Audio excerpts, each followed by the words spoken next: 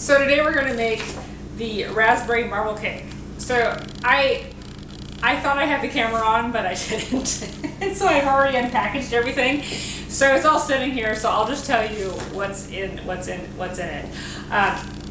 We have some parchment paper, and we have 8 cubes of butter. So gotta probably unwrap all of that.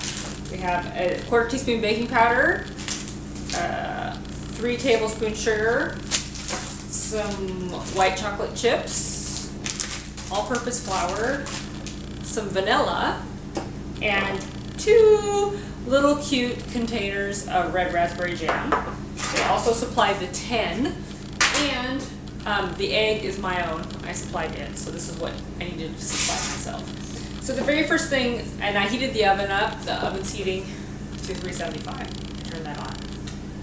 So anyway, that's what we're going to do today. On a side note, our power's out. I have a generator, so if you're humming in the background, that's what that is. Our power's been out about 4 hours.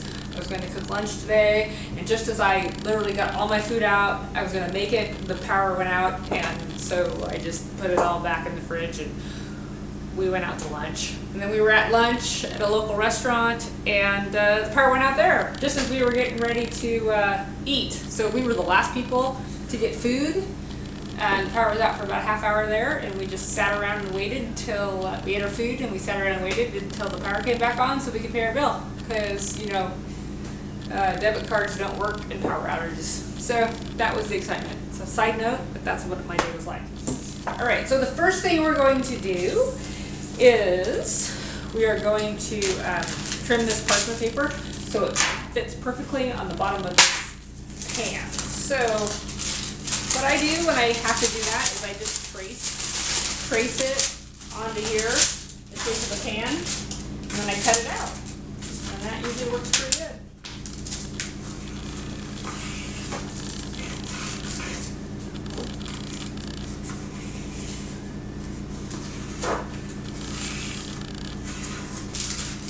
And I'm just going to cut it a little bit inside of my lines because I traced around the outside perimeter. So if I cut right inside that line, then I'm assuming that it will fit perfectly inside there. There we go. Just like that. I'm going to actually wrap up this parchment paper and put it in my tinfoil drawer and save it because, you know, you never know when you might need this much parchment paper. So the next step is we want to melt the butter and the white chocolate in a large heat-proof bowl. So, I mean, this isn't super large, but I think that it'll all fit in here. So I'm going to go ahead and put the butter and the white chocolate in here, and then we're going to microwave it in 30-second intervals until it's done. So, more butter pats. If you've watched my other videos, you know how me and the butter pats get along.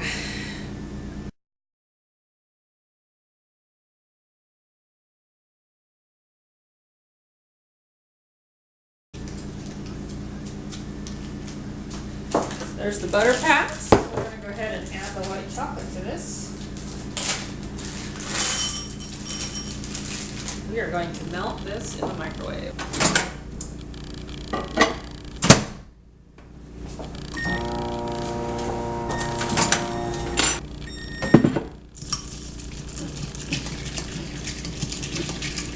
The butter melts faster than the chocolate chips. So, do another 30 seconds on that.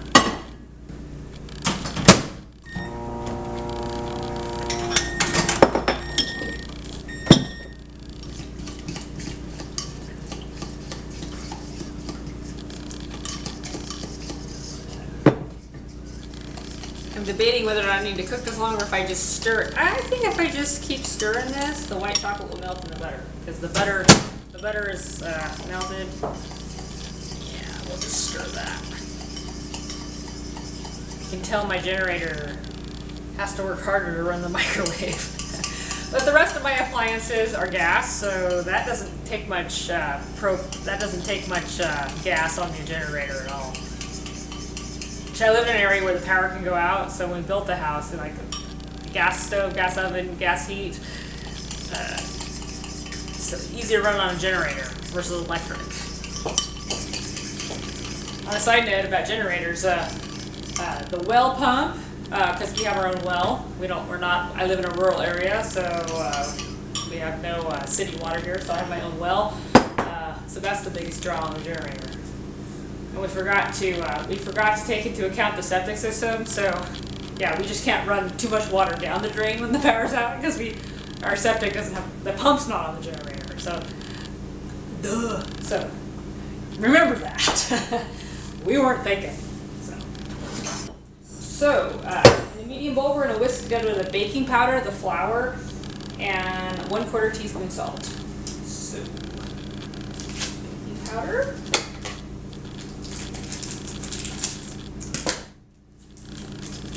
Flour.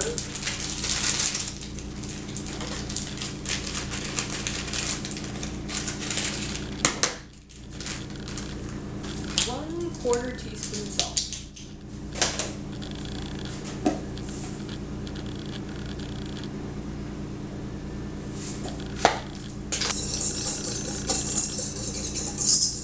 Set that aside. And then to the butter and white chocolate chips, tasty, we are going to add the sugar,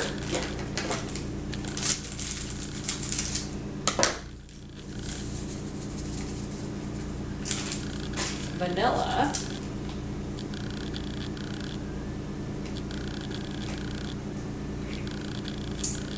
and the egg.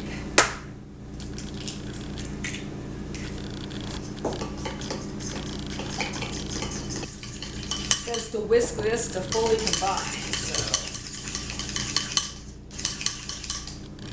now we can smell the white chocolate. I've never made quite this combination.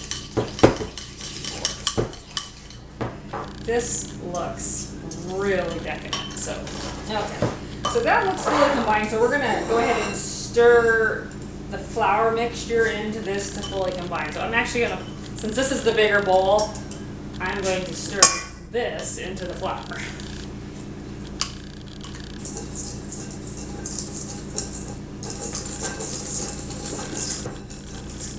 Oh, that's pretty stiff. I think that looks fully combined, so. Next step. It says to put the prepared pan with the parchment paper on a prepared baking sheet, and we're going to add the cake batter to this pan. Just trying to get all that dough off the whisk. I don't want to waste any of that. Spread that in there. See if my parchment paper will stay in place. That's what it looks like. It's not going to cooperate with me on this one. I think the white chocolate, when it starts to cool down a little bit, it makes this dough really thick. So it's kind of hard to work with. So said my right hand doesn't know what my left hand is doing, but they're just trying to cooperate to get the cake batter in the pan. Okay. Oven's heated up. That's almost perfect timing because we're almost ready to put this in there. Now what we're going to do is we're going to dollop the jam in little drops over the top of this.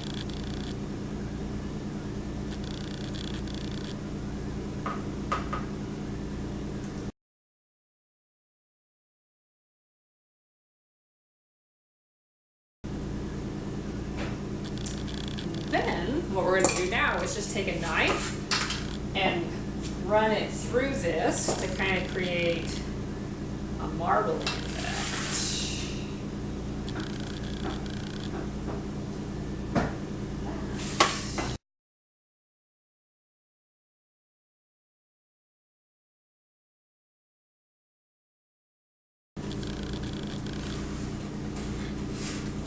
There we go. We're going to go ahead and transfer this to the oven, and we're going to cook it for about 15 minutes. All right, the timer went off on the dessert, so it's been in about 15 minutes, and we're going to take a look at it.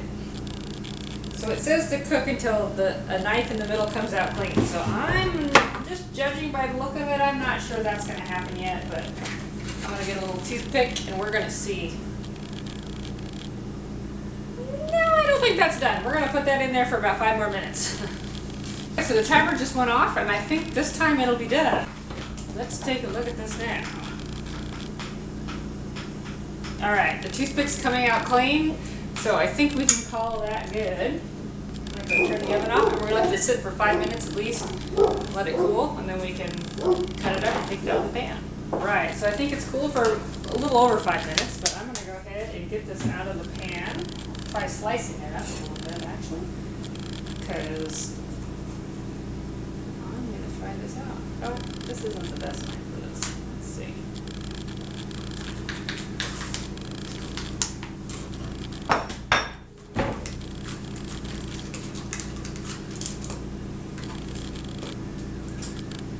Alright, there we go. And I haven't had dessert yet today, so I'm going to eat this and see if it's any good.